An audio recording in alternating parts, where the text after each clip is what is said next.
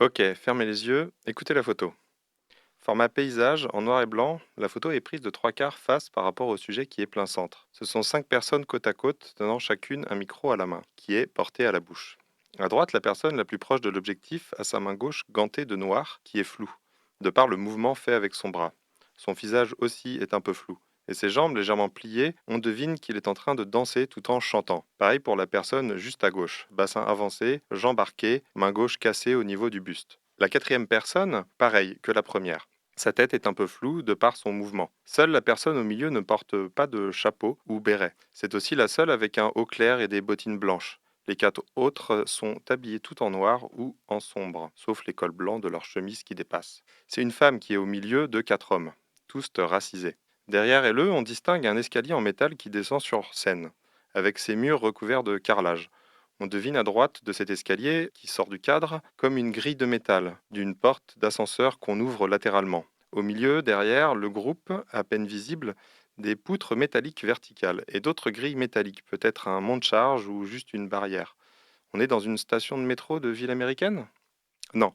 En fait, on est sur le décor de l'émission de télé Saturday Night Live, qui reproduit une station de métro new-yorkaise. Et sur scène, Yel ne chante pas, Yel rappe. Ce sont les Funky Four plus One, les 4 stylés plus une.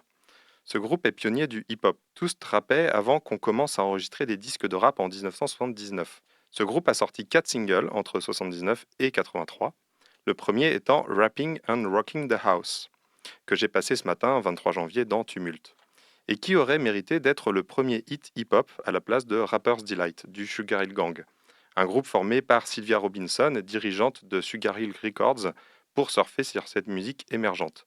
Après, c'est peut-être parce que le titre des Funky 4 plus 1 était trop long. 15 minutes 44, c'est beaucoup. Surtout comparé aux petites 15 minutes tout rond du Sugar Hill Gang.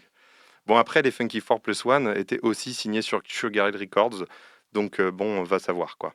Samedi à 21h sur Prune, c'est le premier épisode de She Stunned the Mic, qu'on peut traduire par Elle déchire au micro, une émission musicale au sujet des précurseuses dans le rap états-unien. Mais pas toutes les précurseuses dans le rap. Ça aurait été trop simple. Non, celles auxquelles on ne pense pas en premier lieu, les pas tête d'affiche. Et Sharrock, la plus une des Funky Four plus One, c'est une tête d'affiche, parce que considérée comme la première rappeuse de l'histoire, donc entrée à la postérité. Alors elle ne sera pas évoquée musicalement dans mon émission. Sharon Green, de son vrai nom, naît en 1962 à Wilmington, en Caroline du Nord. En 1969, l'année après l'assassinat de Luther King, la famille déménage à Harlem pour s'éloigner des grosses tensions raciales de la ville, notamment après la fermeture d'un lycée noir qui fait la fierté de la communauté de Wilmington, et plus tard avec l'affaire des Wilmington 10. Sauf que Harlem, ce n'est pas la panacée pour autant, et la famille de Seth se retrouve à partager une chambre unique. C'est l'époque où Harlem et le Bronx sont littéralement laissés à l'abandon par les pouvoirs publics. La pauvreté est rampante, les gangs et la drogue pullulent. L'autoroute Cross Bronx Expressway, construite 20 ans plus tôt, a totalement enclavé le quartier. La ségrégation par l'urbanisme. Les biens immobiliers ont tellement perdu de valeur que les propriétaires préfèrent brûler les immeubles pour toucher les assurances sans se soucier de savoir si les locataires sont encore à l'intérieur. Petite lueur dans cet environnement sombre, en 1971, une trêve de non-agression est décidée entre les gangs. Ça permet au bloc party de se dérouler de manière sereine. Des fêtes de quartier pour fuir le temps d'un instant la dure réalité. Au début, elles n'ont rien de particulier ces fêtes. Elles sont comme celles qu'on peut voir ailleurs, héritage des sound systems jamaïcains apportés par la diaspora. Et puis Kool Herc, d'origine jamaïcaine, est le premier DJ d'une de ces fêtes à utiliser deux vinyles identiques pour pouvoir passer de l'un à l'autre et faire durer le plus longtemps possible les breakbeats des titres de funk, genre l'ouverture de The Mexican de Babe Ruth. Ce sont des passages particuliers des morceaux où Kool Herc a remarqué que la foule était en folie sur la piste de danse et qu'il s'y passait des dingueries de danse au sol. C'est dans ce contexte que naît le hip-hop, avec ce rôle particulier du DJ et le break, un style de danse, pratiqué par les Breaker Boys et Breaker Girls, les B-Boys et B-Girls donc.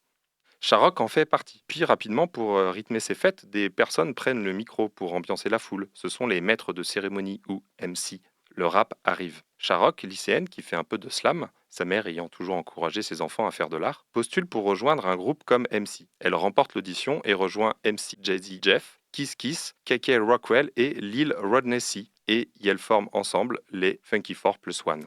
En 1981, Blondie sort Rapture, un hit rap par un groupe de rock. En fait, Debbie Harry et Chris Stein, les leadereuses du groupe, ont noué des relations avec cette scène émergente depuis les années 70. Alors quand Blondie est invitée au SNL, le Saturday Night Live, Debbie Harry invite les Funky 4 Plus One à venir se produire sur scène, sur la télé blanche NBC, l'équivalent de TF1 aux USA. Ce 14 février 1981, devant des milliers de téléspectatrices, comme Shawn Carter, plus tard connu comme Jay-Z, les Funky 4 Plus One y feront leur second single, le plus gros tube, That's the Joint.